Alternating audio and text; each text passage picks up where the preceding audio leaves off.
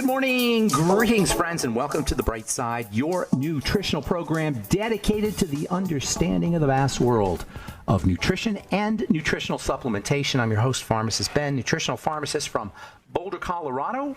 I use nutritional supplements where other healthcare practitioners use toxic pharmaceutical drugs and sometimes deadly medical procedures. If you suspect that there are natural nutritional roads to your health and vitality and well-being, and to addressing your health challenges, whatever they may be, but you don't know where to begin, you have come to the right place. As you listen to The Bright Side every day, you are more and more in control of your body, you are more and more knowledgeable, and you know you can overcome any health challenge. That is why we are here every day on The Bright Side, helping clear up the sometimes confusing world of nutrition and nutritional supplementation. Over the last 33 years of practicing pharmacy, I have seen drug-free recoveries from diabetes, hypertension, obesity, skin diseases like acne, psoriasis, eczema, rosacea, digestive ailments, autoimmune issues of all kinds. Recoveries that by the standards of modern medicine can only be called a miracle, but what is in the world of the body, what is in the world of biology, standard operating procedure. Because the human biological system is a healing system, it's a regenerating system. It is designed divinely to heal and renew itself on a moment-to-moment basis. And while some folks may call that a miracle, it really is just the way the body works. If you have questions about health, nutrition, prescription drugs, if you want to wean yourself off your meds and get on a good nutritional supplement program, we are here for you on The Bright Side. 844-236-6010 is our number, 844-236-6010. If you have questions about the longevity products, longevity business, a health challenge you or a loved one may be dealing with, if you have a comment or success story you'd like to share about the longevity products or about our True Skin Health products or about anything you've learned in the world of nutrition, we're here for you. We like to dialogue with you. It's a much more interesting and entertaining show when it's a dialogue than when it's a monologue. 844-236-6010 is our number on The Bright Side. If you want to purchase Truth Skin Health products, go to truthtreatments.com, truthtreatments.com. We've got a whole bunch of new products coming out in the next couple of weeks, including a larger size of our fulvic mineral mist. And that'll all be probably in the next 2 to 4 weeks. You can check out all our Truth Skin Health products, including our Truth Biomimetic Mineral Mist and Truth Retinol Gels at truthtreatments.com, truthtreatments.com. All right, welcome back to The Bright Side. I want to continue talking about the most mysterious of the elements, at least one of the most. They're all pretty mysterious elements on the periodic table. But of all the elements, it's hard to come up with one that's more noticeable, let's say. Mysterious and also noticeable than mercury. Mercury's fascinated human beings since the days of the ancient Egyptians. Mercury is a liquid metal. It sloshes about. That's where it gets its name, quicksilver. Quick meaning liquid. It flows from one shape to another. If you put it in a little jar, you can kind of shake it around, and you can watch the mercury flow like water. That's where it gets its Latin name, hydrogerium. Hydra means water. Argerium means silver. It's watery silver, hydrogerium. If you look at the periodic table and you're looking for mercury, you're looking for M on the periodic table, you're not going to find it because mercury is Hg. Hg is hydrogerium, quicksilver, liquid metal. Very cool stuff. You can imagine what ancient people thought. Plus, when you burn it, it burns red. That's pretty magical stuff, right? You burn it, it burns red. It's incredibly powerful and extremely toxic. Extremely toxic. In fact, these days when we think about mercury, that's what we tend to think about is the toxicity of it. And the ancient Egyptians and the Romans and the Greeks, they all leveraged the toxicity of it to kill people. The main form of toxic mercury in the environment these days is organic mercury. And it's mostly in the form of something called methyl mercury. That's the kind that you hear about in the water. That's the kind that's in the fish. Methyl mercury. Methyl mercury was dumped into the water. It was dumped into the water supply and got into the water supply through runoff from industrial waste. Interestingly, one of the best ways to filter mercury out of industrial waste is to use bicarbonate, sodium bicarb. And that's actually, there's a patented process for using sodium bicarb to clean mercury out of exhaust, out of factory exhaust. And there's a little lesson there. Sodium bicarbonate is an awesome detoxifier. We're going to talk about sodium bicarbonate as a detoxifier. And also, we started off this whole discussion about the elements and the various minerals when we were talking about the digestive system. I haven't forgotten that because we're going to go back to talking about the pancreas and sodium bicarbonate. And sodium bicarbonate is an incredibly cheap and valuable nutritional, I don't want to say supplement, but nutritional support. There's a guy named Dr. Mark Serkis who has tons of YouTubes about the importance of sodium bicarbonate. And we're going to be talking about sodium bicarb. Sodium bicarb is an electrolyte, or bicarb is an electrolyte. Anyway, main form of toxic mercury is methyl mercury. That's the kind you hear about. It's ubiquitous. It's everywhere. It's in the soil. It's in the air, and it's especially in the water. In the water, it gets eaten by microscopic plankton, little tiny life forms, and then in the little tiny life forms get eaten by bigger life forms, smaller fish and bigger fish, and gradually this mercury is biomagnified. As the fish get larger and larger, as the predator fish eat the smaller fish, eat the smaller fish, eat the smaller fish, the mercury biomagnifies. And if you're eating a big fish like a tuna fish, tuna's a bigger fish, mercury can be biomagnified from all of the smaller fish that the tuna ate, or the fish that the tuna ate that ate other fish, et cetera, et cetera. It's called biomagnification. That's why the bigger fish are going to have more toxins in them than the smaller fish. Perch, tuna, salmon. These big fish can have 1,000,000 times more mercury than is in the water. In other words, the fish act as concentrators of the mercury.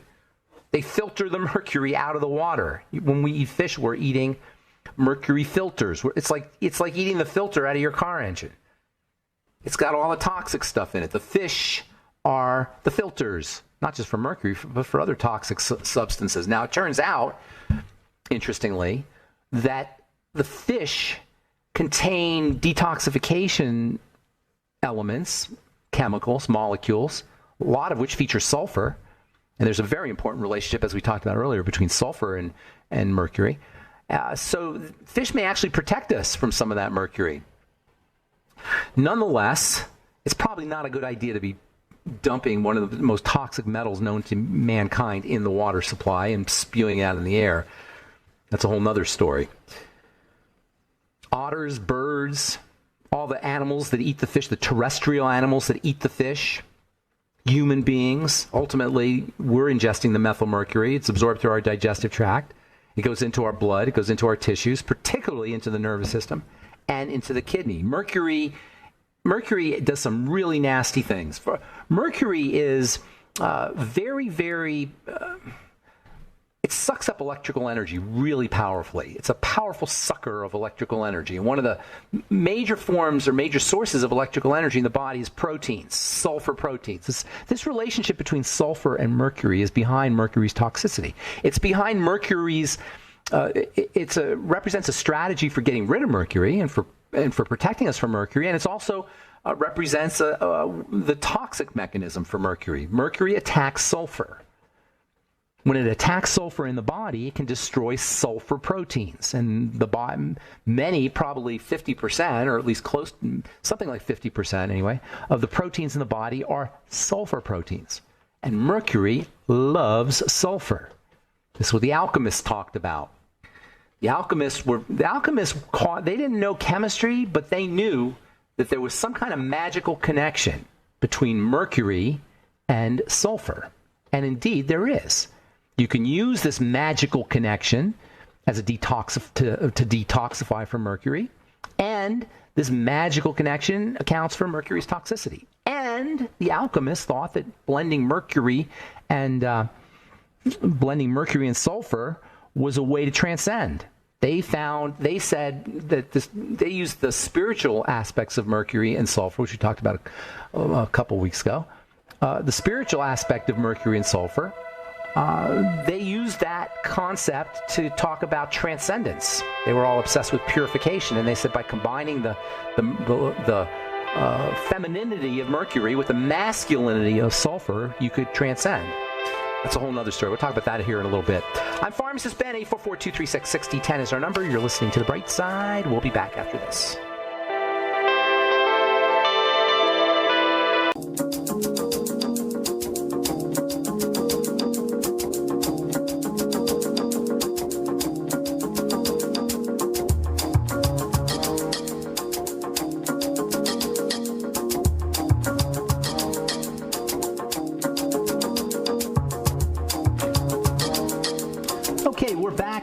Brightside with lines open at 844-236-6010. I am Pharmacist Ben. We're on the air Monday through Friday, 8 to 9 Pacific and 10 to 11 Central, 24/7 on the archive page at brightsideben.com. Also, you can purchase longevity products at brightsideben.com, also pharmacistben.com and criticalhealthnews.com. Got blog posts, news stories, videos, lots of good health information.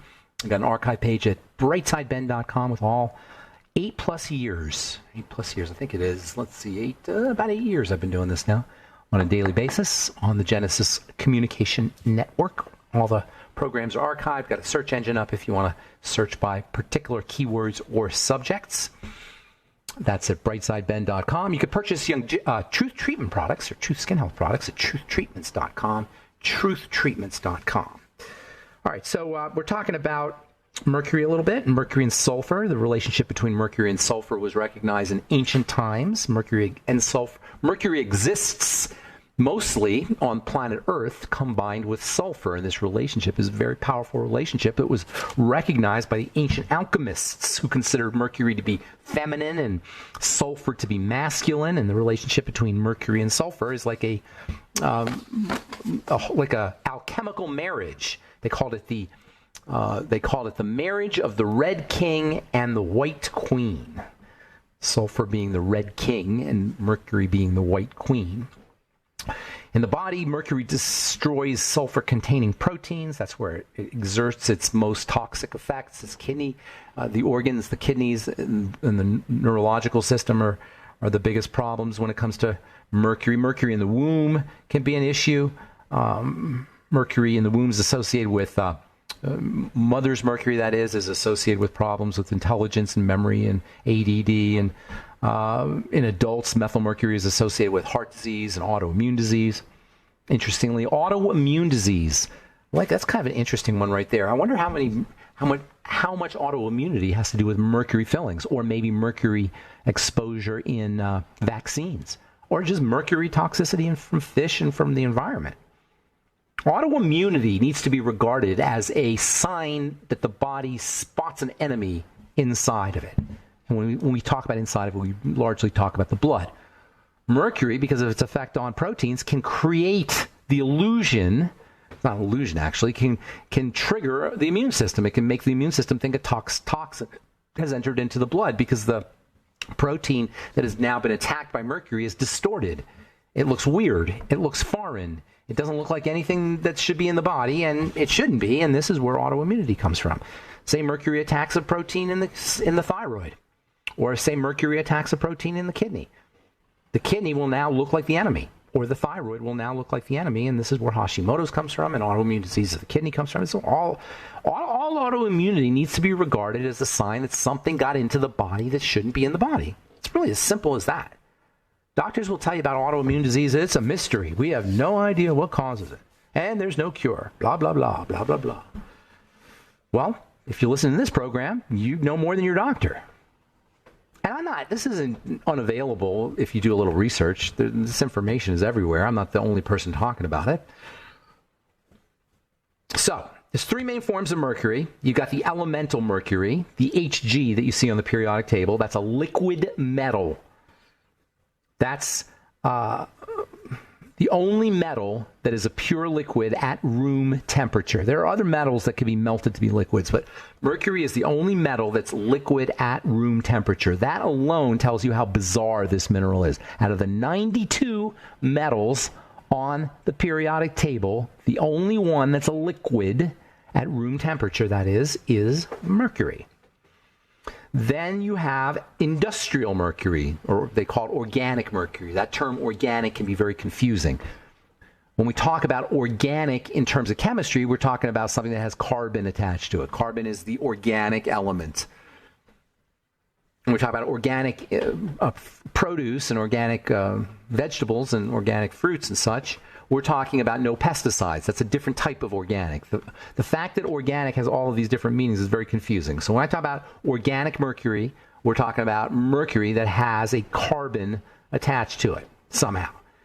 And that's also known as waste mercury. That's the kind that's in your vaccines. Yes, waste mercury. That's the kind that's in the vaccines. That's the kind that's in your eye drops. Your contact lens solution, I should say. Thimerosal. or thimerosal is how you say it. Then you have rock mercury. That's mercury combined with other elements. Mercury with chlorine and mercury with oxygen and mercury with sulfur. The most common kind of mercury that's found on the planet is HGS, mercury sulfide, which is one piece of mercury, one piece of sulfur stuck together. It's technically called cinnabar. And cinnabar is mostly found in Italy and Spain because of all the volcanic action that's out there. But there's probably some cinnabar and other volcanic kinds of geological land masses like Hawaii and such. That's where we get most of our mercury from. Most of the mercury that we get industrially comes from cinnabar, comes from HGS. Mercury from cinnabar is in your thermometer. Mercury from cinnabar is in a lot of scientific instrumentation. The fact that mercury is liquid is used in scientific instrumentation. That's why it's in your thermometer, your barometers. Mercury can conduct electricity reasonably well. There's mercury street lights. There's mercury in fluorescent lights. There's mercury in advertising signs. There's mercury in latex paint. There's mercury in pharmaceuticals. And most of it is derived from cinnabar, which is known as the most toxic rock on Earth. And it is the most important natural source of mercury for most of our mercury needs. Cinnabar comes from the Greek word for dragon's blood. And cinnabar has been used as an ornament and pigment because of its beautiful red color since prehistoric times. They were back in the Stone Ages. They were walking around. They found this gorgeous, beautiful-looking red rock, and they thought, "Oh my gosh, that would be great. That would make a great adornment for my face or for my body. That would make a great ornament. The beautiful color." Unfortunately, they found out that the stuff was deadly toxic. Cinnabar from 500 BC has been identified in Guatemala and in Maya sites. There are prehistoric skulls that have been painted. They've found them painted with cinnabar.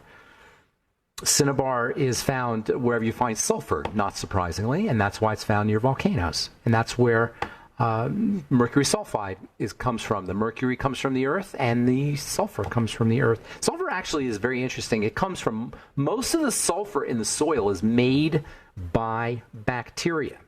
And that is a very, very important point to keep in mind when you think about sulfur. We systematically, through pesticides and fertilizers and such, kill off these bacteria. And sulfur deficiency has become a real thing. So just as important probably as mercury toxicity when it comes to impacting the environmental impact on humanity, probably sulfur deficiency is important too. So anyway, cinnabar forms near volcanoes. It's found where there's sulfur. It's gorgeous blood red color. If you Google cinnabar, take a look at images, Google images for cinnabar. It's just really, really beautiful stuff. But it releases mercury, and that makes this beautiful substance the most toxic substance in the environment. Beautiful, deadly but beautiful. Beautiful but deadly. All right, I'm Pharmacist Ben. You're listening to The Bright Side. 844-236-6010 is our number.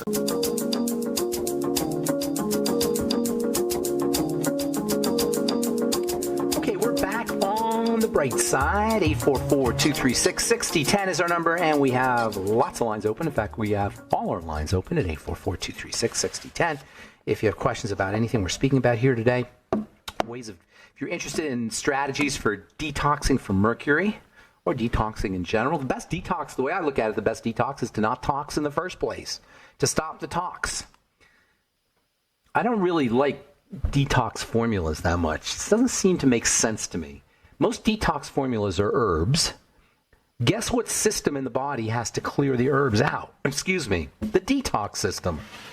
Herbs are treated by the detox system. The detox system in the liver is what purifies the blood from the herbs that we take. Does that surprise anybody out there? Herbal medicine is medicine. And it just never made sense to me to put a load on the liver to give the liver more work to do when you're detoxing. The best detox is to stop eating. Is to fast. When you fast, your body goes through something, your cells go through something called autophagy. To phage is to eat. Autophagy is when the cells eat themselves, and what they eat is their toxins. They eat their wastes. But if they're constantly being bombarded with wastes, or with toxins, I should say, they don't have time or the resources to get rid of the wastes that are building up. So by fasting, you upregulate autophagy. You improve detoxification, natural detoxification, the body's own detoxification. It's like a self-cleaning oven or self-washing dishwasher. If you want to wash your dishwasher, you can self-wash it by just turning it on with nothing in it. But if you got crap in the dishwasher, you're not going to clean the dishwasher. That's how they tell you to clean your Vitamix. Don't put anything in it. Run it without anything in it, and it will clean itself. Maybe a little bit of soap, and that's about it. So anyway, fasting is the best detox in my humble opinion. If you want to detox from mercury, you can use certain key nutritional supplements, chief of which is MSM. We'll talk about that one here in a little bit. We'll talk about that one tomorrow, actually. We'll probably talk about various sulfur strategies. Sulfur is just so darn fascinating. As toxic as mercury is, sulfur is incredibly important for the body. Do you know sulfur gets turned into an electrical molecule by the action of the sun? The sun hits sulfur in the skin, and guess what happens? It activates the sulfur. It makes something called sulfate, which is highly electrical. The sun links sulfur with oxygen to create sulfate, which is one of the body's most incredibly valuable sources of electrical energy.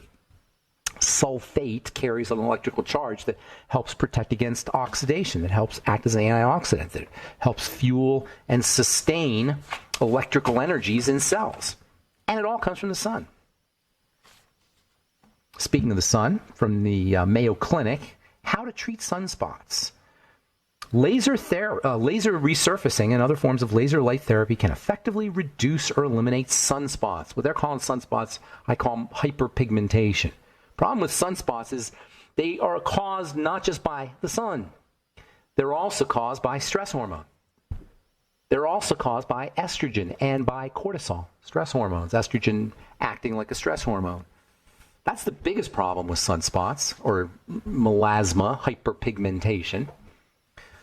Topically, mercury has been used to treat hyperpigmentation, and if you go to little grocery stores or little ethnic drugstores in New York City, you'll still find skin lightening creams that contain mercury. You're not supposed to, but they're out there.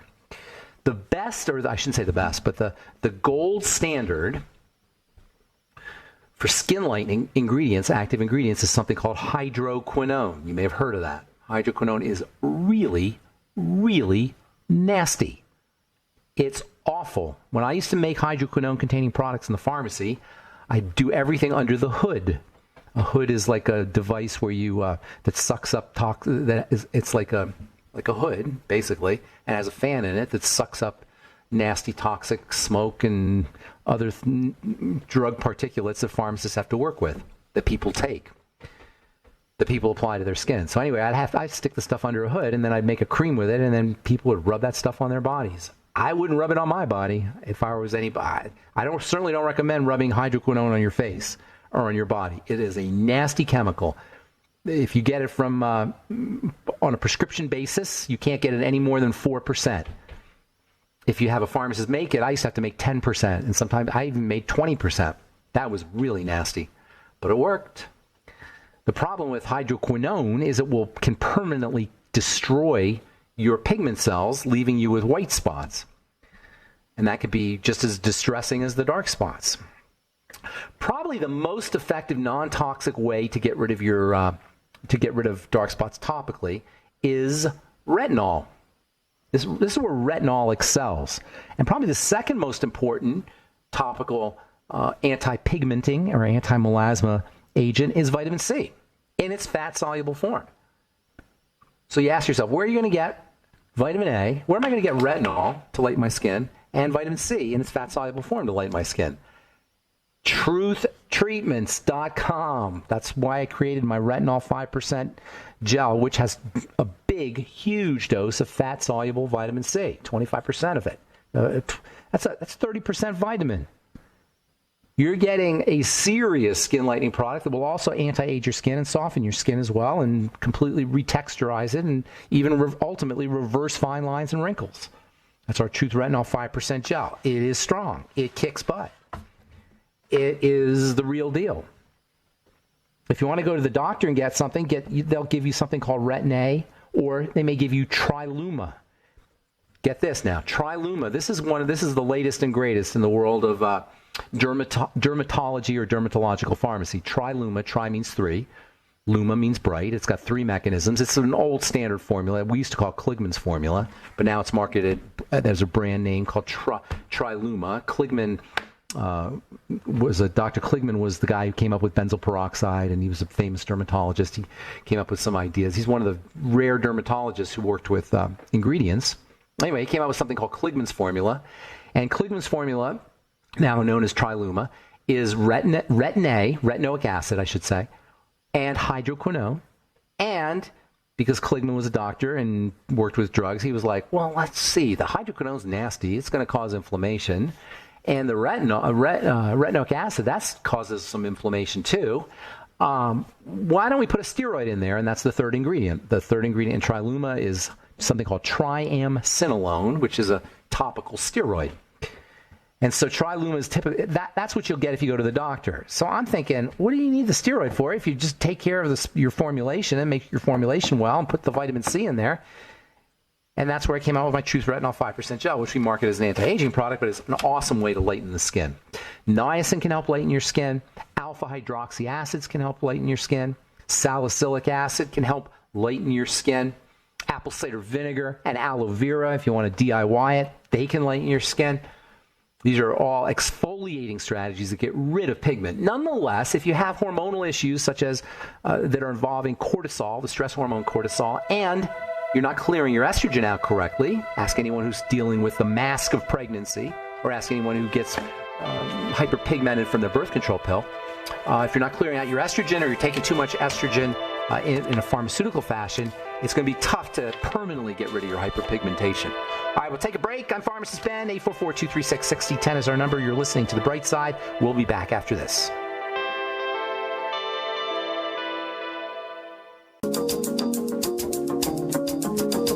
Okay, we are back on The Bright Side, and got an empty board at 844-236-6010, 844-236-6010. I am Pharmacist Ben, and you are listening. Oh, we do have calls? Oh, you know what? I'm not. Okay. Sorry about that. My engineer just informed me you got some people on hold here. Why don't you put the first one up here, young Jason? Thank you. I apologize. Hey, Stephanie, so sorry. I don't know why I didn't see you up on my board here. What's going on? That's all right. I almost blew you off entirely. I apologize. Thank you, Jason. What's going on? How can I help you? Well, first off, I just wanted to say that I personally really enjoy the woo-woo, quote-unquote, stuff. Thank you. But I think I'm one of the 50% that does. You know what? I think I don't have a problem talking to you and people like you and me, because we're all kind of woo-woo. And woo-woo people need a radio show too. You know, so I don't apologize for that. So thank you for being out there and being receptive to all this stuff, because that's really where power is. Power is in the invisible, not the visible. Woo is the invisible. Our power comes from the invisible always. Where you think the problem is not where the problem is, not where the problem begins, and it's not where the solution rests. And this is why we're so disempowered. So what we call woo-woo is really power, the way I look at it. And if you're the kind of person who thinks this is not anything you want to take advantage of or listen to, you're missing a major point of leverage, in my humble opinion. But thank you for that. That's very reassuring. I appreciate that. What's going on? How can I help you? Absolutely. Well, my son, he is 7 years old, and he has ADHD. Got it. And, we have been, we've tried the medication route when it came to a point where it was a temporary holding for us, where he was on Vyvanse, and that was for How old was he when he was on the Vyvanse? 6. And how did he do on it? After a couple of trial and errors with other medication that he did horrible on, Vyvanse was okay. However, when you say he did horrible on him, what do you mean? He was on Cotempla before, and he had extreme mood swings where it was rage. He said that, he didn't want to, he wished he was never born, and just said some very He said that at the age of 6? He said that at the age of 6. Wow, that's terrible. Yeah. So that's Temple's kind of old school, relatively. That's Ritalin, basically. Yeah. And then the Vyvanse is kind of a newer, high-tech deal. But there's really, this therapies for ADHD just involve speeding things up. And ironically, when you speed things up in a kid, it kind of slows them down. That's the theory. Anyway, yeah. But what makes you think he has ADHD? What do you think what makes you think he has this problem, the ADD or ADHD? So I have always suspected that he's just more exuberant and excitable and has a really hard time calming down from a situation. If it's, getting kids together for a birthday party, he gets real excitable. Extremely. I got it. So why is that medical? Yeah. Why is that a medical thing? So where it comes as an issue for us is obviously at school. And he's in first grade, and this year he's having trouble even paying attention in class and keeping his hands to himself. He, is definitely like putting his hands on other kids' faces and kind of being disruptive, shouting out loud. When did all this start? How old was he when all this started? So when he was officially diagnosed was in January. No, not when he was officially diagnosed. When did it all start?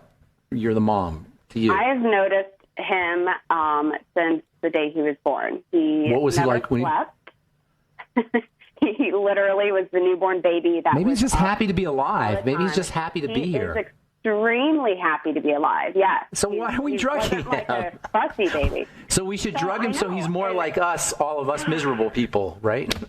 I know, hate life. Right? So what we did is we put him on medication for 30 days as a bridging to, we actually flew out to Fort Collins, Colorado, and met with an occupational therapist out there that does body work. And she did trauma releases on him and How did that go? Kinds of, it was How was that? Amazing. Yeah, amazing. That's what I would be doing. The body work is really, really important because what happens is when you get excitable like that, the body goes into this stress mode. Even though there's no survival threat there, you go into this when you have this hyperexcitable state, the body goes into hypercortisol mode, or it may be hypercortisol that's causing that. And that leads to contractions, which creates a feedback loop where the contractions lead to more cortisol, which lead to more contractions, which lead to more cortisol. And releasing, doing body work to release those contractions can have a dramatic effect. So that's a great strategy. Absolutely. There's also relaxation strategies. Basically what he's doing is that's a relaxation strategy. It's a mechanical relaxation strategy. There's also mental relaxation strategies you could do. There's nutritional relaxation strategies that you could do. Exercise. Even though while you're exercising, you're not relaxing. When you're done exercising, the body goes into a relaxation mode. So that's a strategy you can use. So I would continue the body work. You don't need to have a specialist in Fort Collins do it. You're in Ohio, right? Yeah, we flew out there because we had known of her. She used to be in Ohio, and we just wanted to go out to That's great. Well, that's good. But but keep doing it. Keep doing body work with him. Yeah. Have him put him in Tai Chi or some kind of martial arts or soccer or football or baseball or something like that. Kind of get him to do physical activities. And then also using nutrients, omega fatty acids are very, very important. More protein. Obviously, sugar is the bad guy here, or a bad guy, I should say. Processed food can be a bad guy, too. Excitotoxins are not going to help him. Hot dogs and sausages and bologna and all that kind of stuff should be avoided. Also, avoid the cereals and anything processed, really, is not your friend. Stick to veggies, eggs, protein, grounding foods, fish, real solid grounding foods and away from the processed foods, and then get him on a good supplement program, and you're totally on the right track. Congratulations. And you have a happy kid. You got an exuberant, great kid. He's going to do great things. Don't drug him. I personally, I'm not going to tell you what to do. If this is my kid, though, this is just me. I would not be putting him on the medication. I'd be doing all these other strategies. That's just me. You're going to have to make your own decision on that. But you may find that when you do these other things, he doesn't need the medication. Well, we've been back. He hasn't been on medication since the end of March, and he was only on it for about 30 days to get us to Colorado to experience the body work. And we've been doing the body work since we got back. And? The problem is we'll do a bunch of stuff in the morning, and then when he gets home from school, but he kind of loses sight of it throughout the day because it's a different environment. You know, he's around all these kids, and he tends to get that excitable. Yeah. There's nobody at the school that can help him. There's nobody at the school that can help him. The school has embraced the body work and is totally fine with it, but yeah, they don't have like 15 minutes. They can't give him that one-on-one attention that he's going to need like that. You're going to have to really reinforce it at home. And what you want, repetition is reinforcement. So you want to keep repeating it over and over again at home every day. I teach him to meditate too, by the way. That's another great thing that you might want to teach him. And kids can meditate. They can meditate really well. Okay. So you want to teach him that. It doesn't have to be anything spiritual. It could just be watching his breath. Tell him, make a game out of it. There's biofeedback machines and things you could wear on your head and wear around your wrist that he can make a game out of it. There's actually a game, I forgot the name of it, where you actually do biofeedback to move a piece on a board. But there's different things like that, biofeedback, but do it at home. And make a game of it. Yeah. Do it in the morning before he goes to school. Do it at home. Eventually it'll kick in, especially as he gets older. He'll be 12 and 13 and 14. He'll have amazing mind control skills. And that's really what we're talking about. And by the way, mind control is incredibly valuable for dealing with physiological health issues. Mind control. And I'm not saying that flippantly. I'm saying it literally. Mind control. Learning to control the mind is one of the most powerful, if not the most powerful thing we could do when it comes to handling our physical health issues and challenges. Hey, Stephanie, I got to go, but thanks so much for your call. Appreciate it. Have yourself a beautiful day. And that's all the time we have for today on The Bright Side. I apologize if I left you on hold. I think I got the music here. Maybe I don't have the music. Apologize if I left you on hold. Actually, you know what? I got about a minute here, so let me see if oh, there's the music. Let me just see. Rhea. Hey, Rhea. Rhea here? Hey, Rhea, I'm out of time. I apologize. I know. I'm sorry, but I'm glad you called. Can you call tomorrow? Call tomorrow and we'll talk. I'm calling from Japan, so I'm having a hard time, but I'm going to try. Okay, I hope you can call tomorrow. Thanks, Rhea. All right, that's all the time we have for today on The Bright Side. Thanks for listening, friends. Check out our websites, brightsideben.com, pharmacistben.com, and criticalhealthnews.com for the longevity products and truth. Treatments.com for our Truth Skin Health products. Have yourselves a beautiful, wonderful, awesome, spectacular day. I'm Pharmacist Ben. We'll talk to y'all later. Bye for now.